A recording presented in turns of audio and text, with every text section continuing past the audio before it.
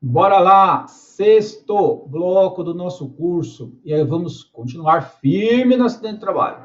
Então vamos lá. Isso aqui é muito importante, porque o advogado entra com a reclamação trabalhista, postulando a indenização por conta do acidente de trabalho, não é? E não sabe caracterizar esse acidente de trabalho. A caracterização do acidente de trabalho a gente já vê lá na entrevista. Entrevista, meu amigo, minha amiga, é para lá de tudo. Então, para caracterizar um acidente de trabalho, precisa de ter três coisas.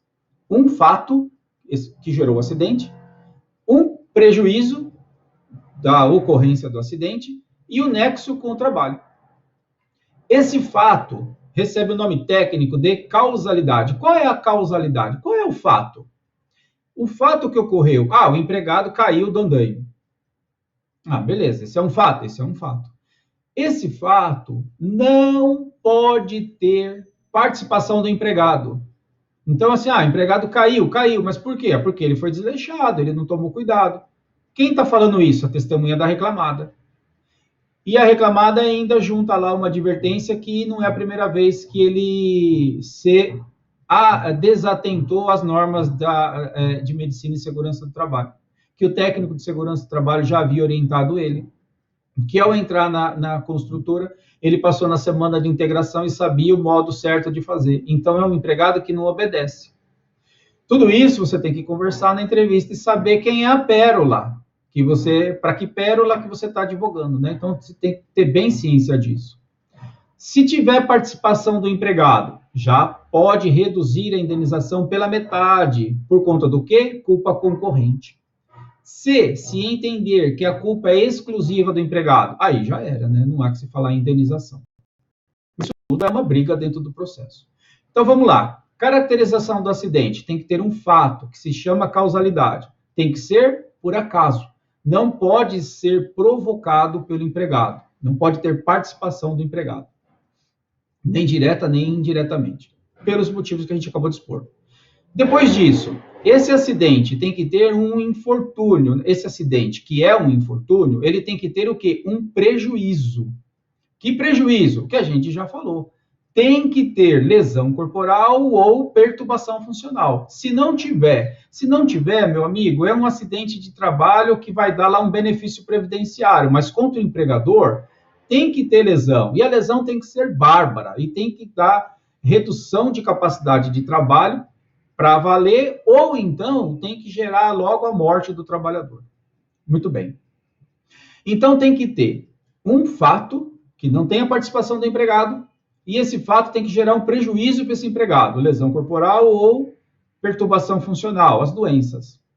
Ok. E isso tudo tem que ter nexo com o trabalho. O que é nexo com o trabalho? É ligação com o trabalho, tem que ter vindo do trabalho. E quando o acidente de trabalho é típico, que ocorre no local de trabalho, então o nexo está mais tranquilo, porque veio do trabalho mesmo. Quando é doença, aí acaba dando discussão a respeito do que o empregador vai sustentar na contestação, que é uma doença degenerativa, não é? E que ele não adquiriu isso aqui no trabalho. Aí o perito é quem vai ter que dizer. E aí, meu amigo, é que surgem as grandes discussões. Por quê? Porque o perito, que é o médico que vai atuar na vara de trabalho, como a gente já colocou, ele não vai na empresa. Ele não faz a vistoria no local de trabalho. Ele fica lá no consultório dele, ali no ar-condicionado, e não tira a poupancinha ali da cadeirinha acomodada, né? Ele não faz diligência. E aí, como é que ele vai saber o local de trabalho, se tinha condição de trabalho, se não tinha condição de trabalho, se obedecia NR ou se não obedecia? E aí a dica que eu vou te dar. Faz um pedido de perícia de ergonomia para ser realizada por um engenheiro do trabalho para saber se no local tinha ergonomia no local de trabalho, se obedecia as NRs. Por quê? Porque o médico, a médica, não vai. Pelo menos eu nunca vi. E aqui, então, é assim que se caracteriza o acidente de trabalho. Outra coisa é a participação do empregador no que toca ao estudo da responsabilidade civil do empregador. E isso nós comentamos no começo desse encontro, quando No primeiro bloco, eu penso que deixei bem claro o que é a responsabilidade do empregador pelos fatos, né? E o que é a responsabilidade do empregador pelo pagamento. Se a responsabilidade para o pagamento vai ser solidária ou subsidiária. Se paga todo mundo junto ou se paga primeiro uma empresa e depois a outra. E isso é diferente da responsabilização pelos fatos, né? E isso a gente já comentou também. A responsabilidade aí pelos fatos, ela vai ser objetiva ou subjetiva. Se entender que a responsabilidade pelos fatos é subjetiva, aí vai ter que provar a culpa do empregador. Nos casos que envolve acidente de trabalho,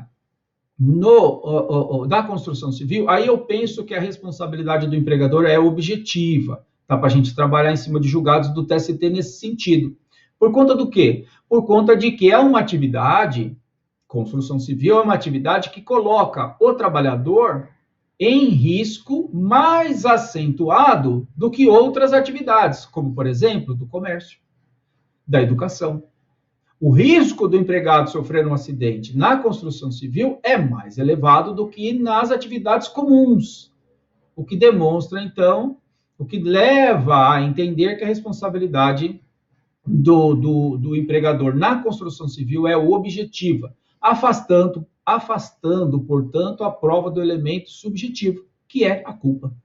Não é? Muito bem, vamos partir para essa jurisprudência. É uma jurisprudência grande, que é de construção civil, fala de acidente de trabalho, queda de escada, com fratura. Fala de nexo causal, né? E da lesão sofrida. Muito bem. E aí? Aí a minha orientação é para o colega estudar isso aqui, né? É um julgado super interessante de TST e que vem dizendo lá, ó, atendendo ao requerimento do juízo e em resposta aos quesitos ofertados pelas partes, aqui fica a dica. Doutor, você sabe fazer petição de quesitos? Porque se não sabe fazer petição de quesitos, não adianta fazer petição inicial de acidente de trabalho. Porque atuando pelo empregado, não tem como contratar um perito médico. Como a empresa reclamada, a construtora, tem lá o perito médico que vai acompanhar a perícia, que vai fazer quesito, que vai impugnar laudo, que vai fazer tudo para o advogado da empresa. Para quem advoga pelo empregado, não tem assistente técnico. Então, você tem que ser o quê? Você tem que ser o médico, o perito, o engenheiro, o psicólogo, o psiquiatra, o carteiro, o porteiro, o pedreiro. Você tem que ser tudo. E se você não está preparado, se você não sabe fazer uma petição de quesitos, a chance de você jogar a ação no lixo é enorme, porque você não vai saber fazer a prova. Tá bom? Eu penso que é difícil você ouvir isso com tamanha franqueza, mas eu não venho aqui para passar a mão na tua cabeça, não. Muito bem. E continua lá. O perito médico concluiu que existe nexo causal, tal, ótimo, existe nexo causal com o acidente. E a CAT, né, que é a comunicação do acidente de trabalho, que foi emitido pela própria empresa. E existe nexo de concausa também, que é com relação à doença degenerativa. Foi reconhecido. Continua. O exame do caso concreto, ainda que diante da análise de culpa, não permite afastar a responsabilidade da empregadora, pois foi comprovado a relação tanto de causa quanto de concausa. Não procede a tese da empresa de que a moléstia no joelho esquerdo decorre exclusivamente de doença degenerativa, que foi a tese da empresa. Muito bem. Continua lá. Com relação ainda ao nexo de concausa entre o trabalho e a doença, conforme constatado, que houve no caso dos autos, cumpre observar o artigo 21 da Lei 8.213 de 91. O que vai falar o artigo 21? Olha como é legal estudar jurisprudência, sobretudo do TST, porque é didático. Traz no julgado, inclusive, o artigo. O que o artigo está falando, 21, inciso 1? Está falando da concausa. O que é concausa, meu Deus do céu? Concausa, conjunto de causa. No empregado, ele já tem uma doença degenerativa. Por quê? Porque é muito comum nós termos. Você quer saber se você tem uma doença degenerativa? Dá uma olhadinha para teu pai, para tua mãe, para teus avós, paternos, maternos, para a tropa aí para trás. Dá uma olhada lá, vê se não tem doença de coluna, se perde a porcentagem de visão. Vê lá se não tem doença degenerativa dos órgãos em si. Lógico que tem, né? Então, doença degenerativa é comum. Então, qual é a tese do advogado reclamada? Ah, excelência, essa doença que ele está falando que ele tem aí, ele não foi o trabalho que deu essa doença para ele, não. Essa doença é degenerativa. E aí? Aí a chance do advogado reclamado aí, da reclamada ganhar, é muito grande. Por quê? Porque o perito médico não vai no local de trabalho. E se não for constatada ergonomia no local de trabalho, ausência de ergonomia, vamos dizer assim, que configuraria, então, uma doença aí do trabalho, ou mesmo uma doença profissional, se não for constatar lá, aí a perita médica lá do consultório dela, ela não vai constatar o local de trabalho sem ela ir até lá.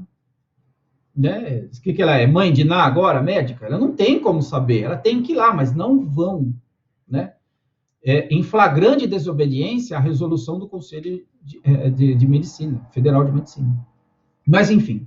Aí você tem que saber impugnar isso, já dei todas as dicas possíveis e imagináveis. E se constatar que o local de trabalho não tem ergonomia, mas se constatar também que o empregado tem uma doença degenerativa, então nós estamos diante de uma concausa, que é indenizável, sim, não é? Meio a meio. Metade doença degenerativa, metade concausa. Olha só, há relatos de que o empregador não há relatos de que o empregador realizava ginástica laboral com seus empregados ou outras medidas preventivas. Isso daqui, o advogado do empregado tem que provocar na petição de quesitos. Não é? Que mais? Não tinha nenhuma forma de ginástica laboral para evitar doenças ou acidentes de trabalho no ambiente laboral. E que, por certo, essas ausências foram fatores que também contribuíram para o surgimento da doença ou o agravamento no caso da doença degenerativa. Notadamente em razão dos serviços que executava o reclamante, atraindo assim a culpa empresarial por ofensa o quê? Às normas de higiene, saúde e segurança do trabalho. E também, olha só que interessante, tampouco bastaria trazer aos autos as fichas aí de cautela do fornecimento de EPI, os programas de saúde e segurança do trabalhador, PCMSO, PPRA, né? Mas sim comprovar que efetivamente cumpria e praticava os referidos programas. Ou seja, a reclamada só juntou, mas ela não provou que cumpria. O quê? Os programas de medicina e segurança do trabalho. Vou além. O estudo do acidente de trabalho impacta diretamente em estudar o quê? As normas de medicina e segurança do trabalho, que são as normas regulamentares, as NRs, expedidas pelo Ministério do Trabalho. Para ajudar o seu entendimento, o que eu fiz? Eu fiz um quadro aqui com todas as NRs, não é? Aplicáveis na construção civil. NR, a primeira que eu coloquei é 18, porque é a que mais impacta no meio da construção civil, mas dá para estudar NR4, a NR5 cuida de CIPA, NR6 importantíssima por conta dos equipamentos de proteção individual, NR7 que traz o PCMSO, que é o Programa de Controle Médico de Saúde Ocupacional, é aí que vai estar os ASOS, que é o atestado de saúde por conta do exame admissional, os periódicos e o de saída por conta da rescisão. É aqui que você consegue dar uma boa emparedada no empregador. NR8, olha, específica para as edificações e obras de construção civil. Como não estudar a NR8? NR9 fala lá do PPRA, que é o Programa de Prevenção de Riscos Ambientais. NR10, olha, serviços de eletricidade, tudo a ver com a construção civil. A NR10 traz muitas obrigações para os empregadores. Petição de quesitos que envolve acidente de trabalho por conta de energia elétrica, tem que ter trabalhando os quesitos na NR10, não é? NR12 fala de máquinas e equipamentos de todos os tipos. NR17 é fundamental quando você estiver discutindo doença do trabalho, doença profissional, doença ocupacional, porque cuida da ergonomia. NR33 vai falar de trabalho confinado. 35, proteção de trabalho em altura, tudo a ver com a construção civil. E ainda trago aqui a convenção coletiva, que também traz mais obrigações ainda específicas no âmbito da categoria, como a gente vem comentando. Portanto, estudar acidente de trabalho com o objetivo de entrar com uma ação contra o empregador postulando indenização na Justiça do Trabalho implica e de forma indispensável em estudar as NRs. Ah, eu vou colocar tudo isso na minha petição inicial? Não. Isso aí tudo é para você saber apresentar quesitos.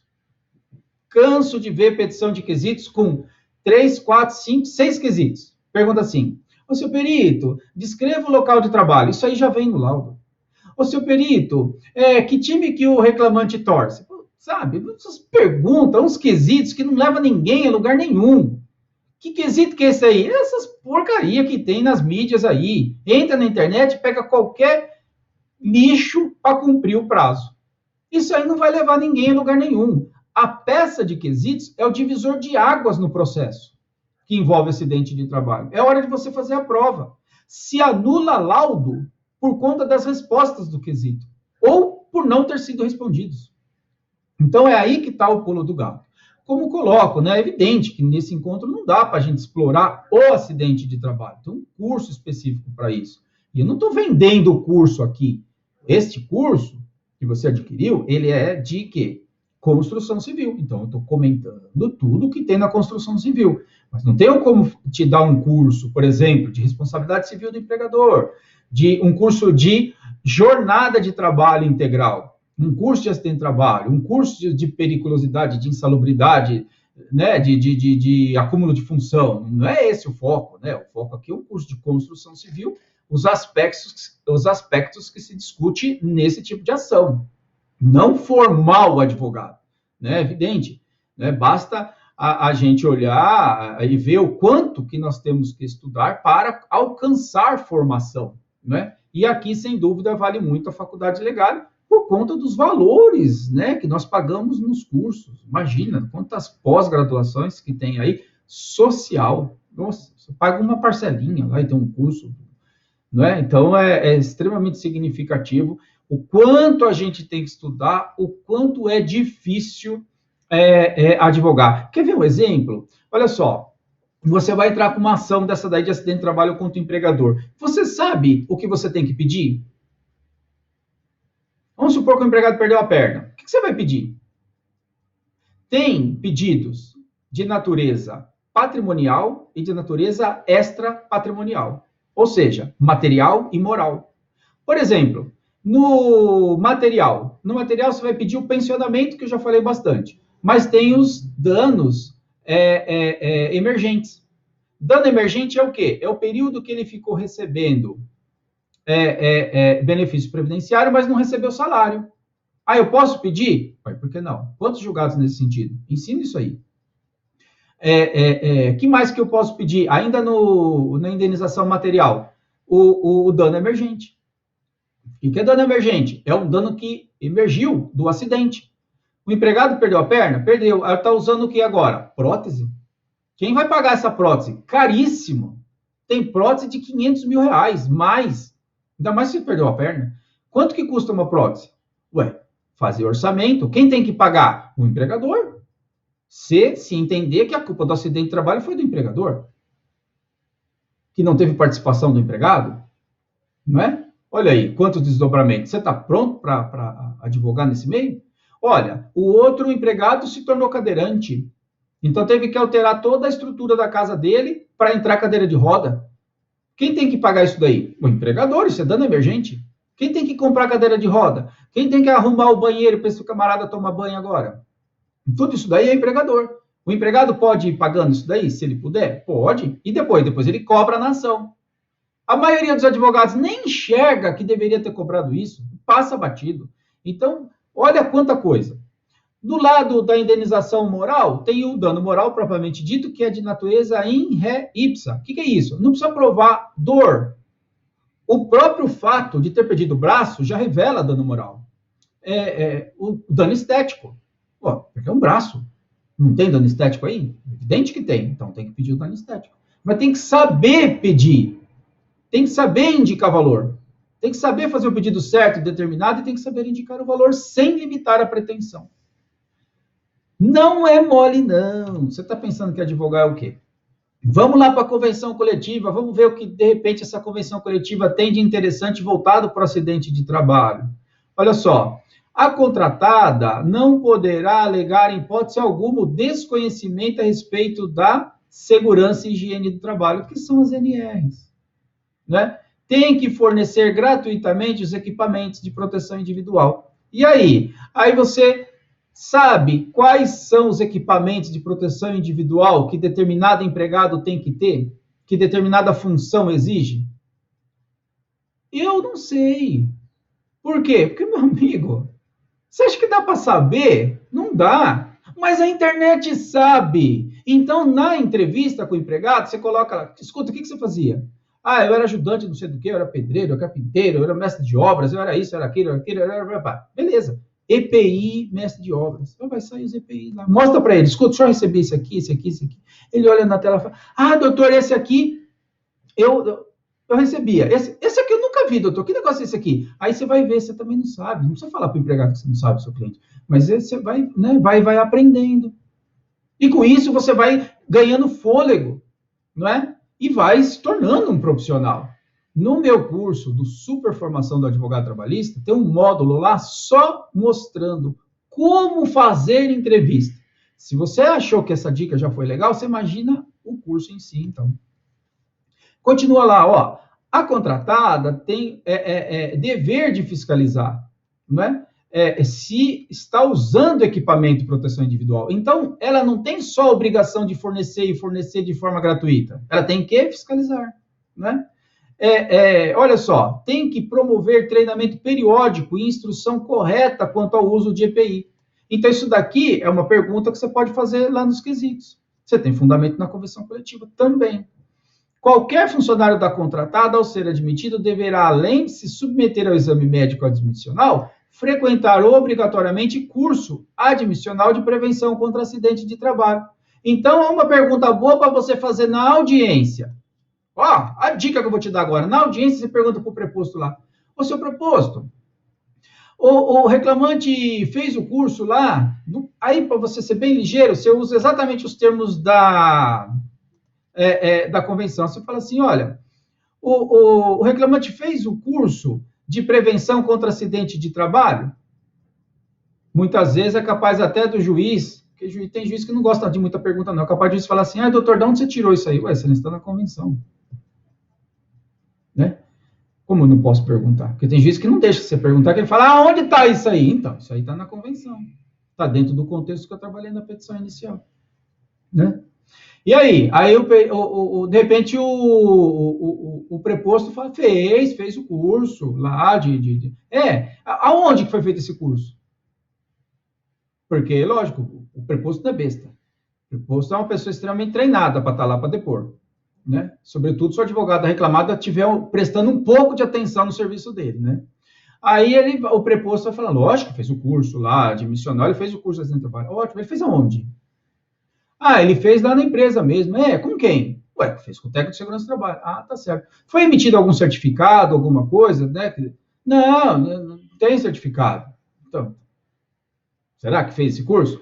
Miseravelmente, você vai colocando em xeque, em dúvida, para não ficar aquele depoimento redondinho do preposto. Então, você tem que saber fazer pergunta. Ué, mas como que eu vou fazer pergunta? Aí tem advogado que passa e-mail para mim e fala assim, ô Custódio, você não pode mandar para mim um roteiro de pergunta do jeito que você fala lá no curso? Pelo amor de Deus. Mas como um relatório de pergunta? Vai estudar, pega o caso, tenha vontade, doutora, né, doutor?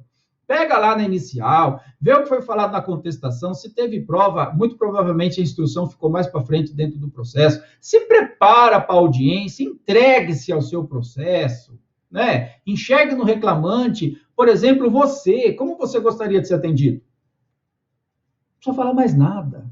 Né? Então tem que ir lá, estuda, vê o caso, pega dali, vê caso paradigma, vê jurisprudência, vai montando o teu roteiro, anota tudo e vai para cima. Não é? Assim você faz a prova. Assim você derruba até laudo. Não é? Esse é o caminho. Olha aqui, segurar obrigatoriamente todos os seus empregados e prepostos contra o acidente de trabalho, né? Conforme aí portarias do Ministério do Trabalho e Secretaria de Segurança aí de Saúde do Trabalho, a contratada deverá ter em mãos obrigatoriamente 3 dias úteis antes do início de suas atividades, sempre atualizados os seguintes itens. Olha o tanto de obrigação que tem que cumprir pela convenção. Não é nem NR, é já pela convenção, tem que ter tudo isso daqui. Então, o que você pede?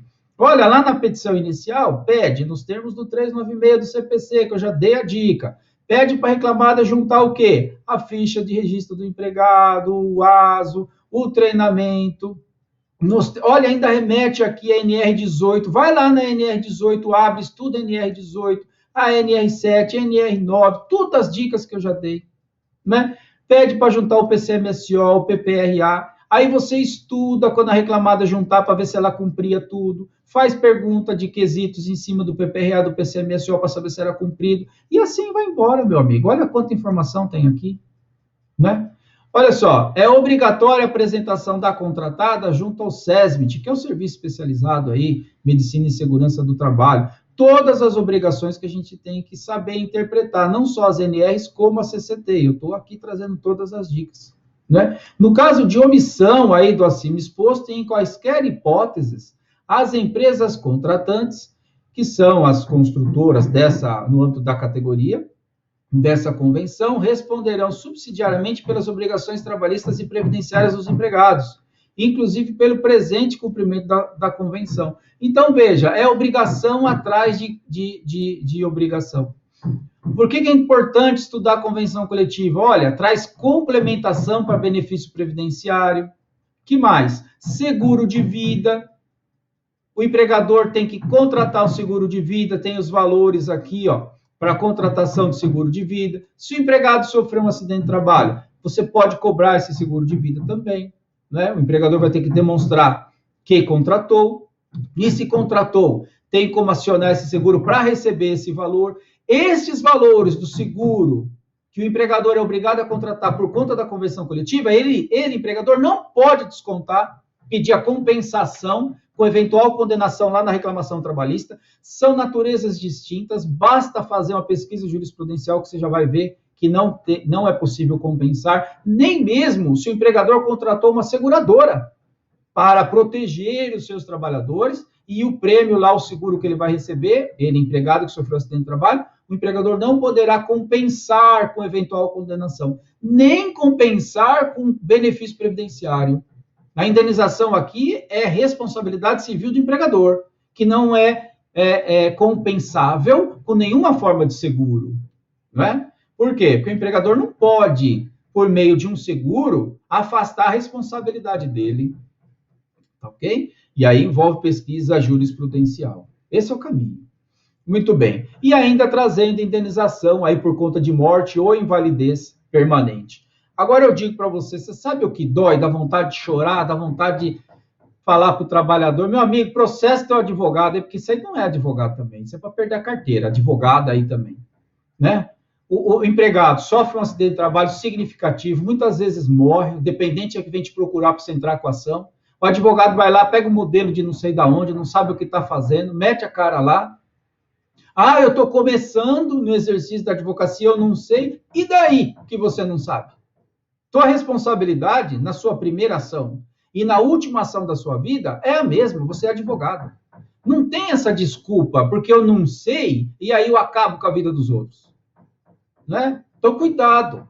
Né? A gente tem que ser responsável pelo aquilo que a gente faz. Na mesma medida que eu tenho responsabilidade para vir aqui trazer informação, né, eu tenho responsabilidade nos meus processos. E venho aqui te alertar para que amanhã você não venha responder e virar réu. O seu ex-cliente vira autor, você vira réu. Você acha que tem pouco processo? Que advogado anda respondendo por aí porque não sabe trabalhar? Não tem, não. Só não tem mais porque o coitado do empregado não sabe. E a empregada acredita em tudo que você fala. Então, cuidado, hein? Muito cuidado. Não vem aqui para te pôr medo.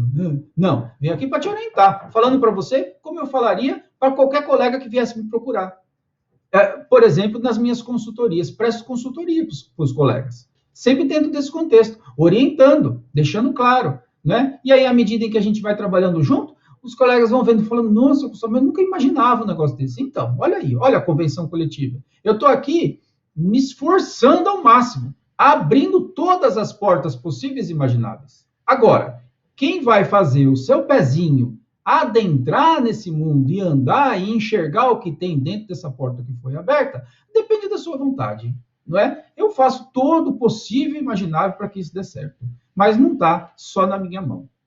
Então, muita responsabilidade que a gente tem na condução desses tipos de caso, acidente de trabalho. É uma outra ação, é uma outra coisa. Você não está cobrando horas extras, cesta básica, vale transporte, você não está pedindo reversão de justa causa, é outro mundo. São ações que passam com facilidade, quando tem lesão mesmo, de R$1 milhão, mas passa mesmo. Tá bom? É isso. Não me leve a mal, né? Porque não estou ouvindo. Eu comprei um curso lá, o professor fica dando bronca na gente. Não estou dando bronca nenhuma. Estou te orientando. Por quê? Porque tem o caso em que estou lá conversando, né, com um colega, porque o colega está sofrendo ação, não é? Esses nossos vídeos, muitos deles, vão parar no YouTube. E aí todos acessam, né? Então, tem o caso, muito que não era o que eu gostaria de ter, mas eu tenho o caso de empregado que acabou sendo lesado pelo advogado que ele havia constituído, e agora estou eu lá conversando com esse advogado para ver o que a gente faz, para dar uma compensada para o coitado do empregado que ele lesou. E aí, é legal isso? Entendeu a minha preocupação? É isso aí. Fechamos mais um bloco, já voltamos e aí nós vamos estudar, sabe o quê? Insalubridade.